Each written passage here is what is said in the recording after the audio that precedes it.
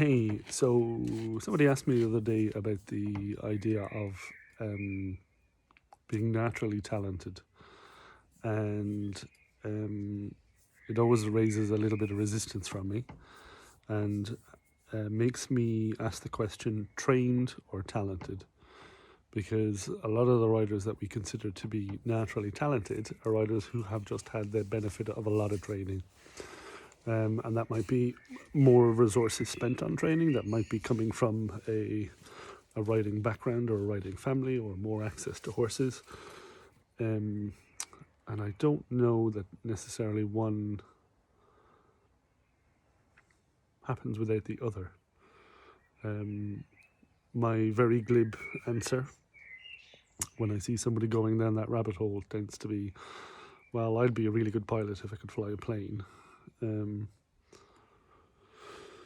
Because it's too easy to compare yourself to other riders and think, oh gosh, they're so talented. And I think, well, how many hours have they trained, and how many resources have they had, and how much support have they had at the training? And maybe if you could reflect the exact same training, there is space maybe to talk about whether they're whether you're equal to them in talent. But I don't think that's an issue. I don't think that's something we should really be thinking about. I think what we should be doing is,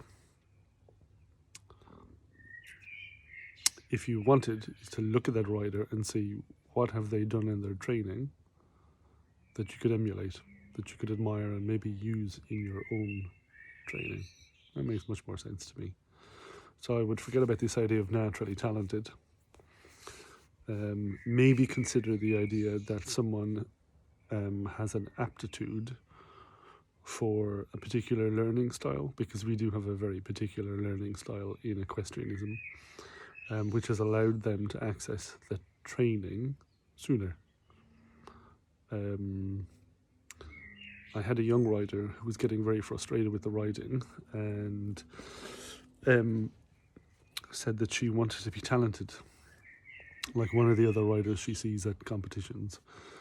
And when I had to break it down for her and say, well, that other rider was born in an equestrian family, was riding horses from the age of 4, so had a multitude of lessons all the time from experienced equestrians all the time, and had access to anything she needed and wanted in those horses. So to compare yourself to that, and for it to be implied that that rider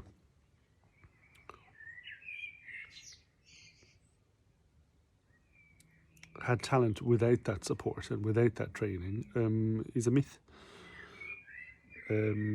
Generally, my thinking is that if that other rider didn't have talent after all that training and after all the time and effort and energy and support that they've had,